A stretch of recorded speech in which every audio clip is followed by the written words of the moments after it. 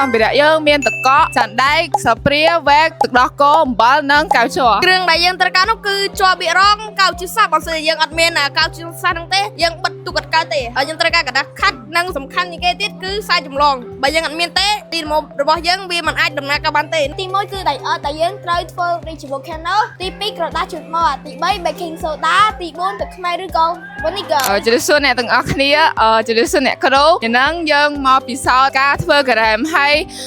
ក្រុមខ្ញុំមាន5នាក់នឹងនិយាយពីការធ្វើការ៉េមហើយសម្ភារៈយើងមានទឹកកកចាន់ដែកស្លាបព្រាវែកទឹកដោះគោអំបិលនិងកៅជ័រដំបូងគឺយើងត្រូវដាក់អំបិលចូលទៅក្នុងចានដែកដែលមានទឹកកកហើយយកអ្វីក៏បានមកកូរទឹកដោះគោនោះរហូតដល់វាកកហើយនៅចុងបញ្ចប់នៅពេលដែលទឹកដោះគោនោះកកយើងអាចញ៉ាំបានក្រុមពួកយើងនឹងនិយាយពីការផលិតអ៊ីដ្រូសែននិយាយពីសម្ភារៈដំណើរការនិងសម្ភារៈពិសោធន៍សម្ភារៈដំណើរការមានដូចជាដបទឹកឬកែវថ្មអាលុយមីញ៉ុមទឹកទានិងពីងប៉ោងដំបូងយើងយកដបមួយដាក់សន្លឹកអាលុយមីញ៉ុមបន្ទាប់មកយើងដាក់ទឹកទាចូលទៅក្នុងដបយើងដាក់ទឹកប៉ោងឃើញថាបងប៉ោងនោះចាប់ផ្ដើម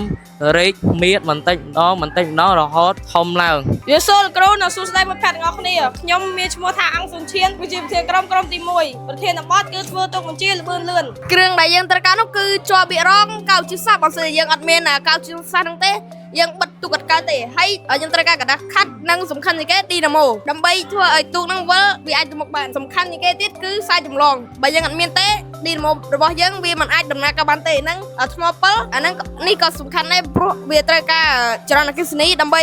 យកឲ្យឌីណាម៉ូហ្នឹងវិលមួយទៀតកង់តាក់ត្រូវយកជ័របៀករងរបស់យើងយកកាត់ជារាងទុកបញ្ជារបស់យើងតើយើងបានកាត់យកទៅបិទជាមួយកែវវិទ្យាសាស្ត្រតាមរូបរាងវាជាប់គ្នាជារូបរាងទូកបញ្ជាត្រូវយកឌីលីម៉ូដែលយើងមានមកភ្ជាប់ជាមួយថ្មពិលឲ្យវាវិលទៅ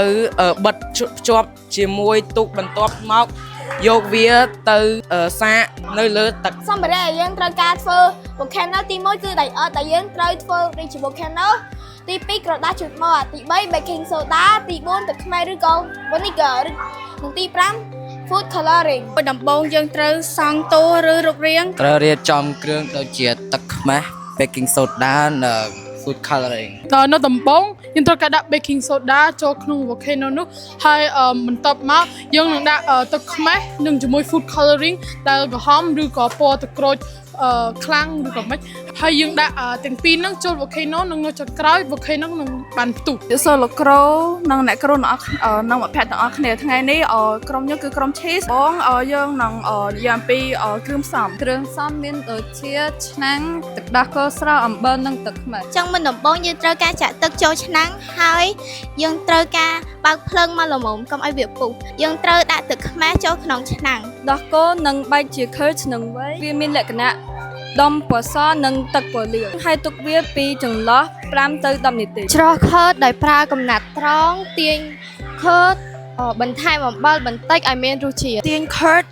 នៅក្នុងទឹកអ៊ុនៗ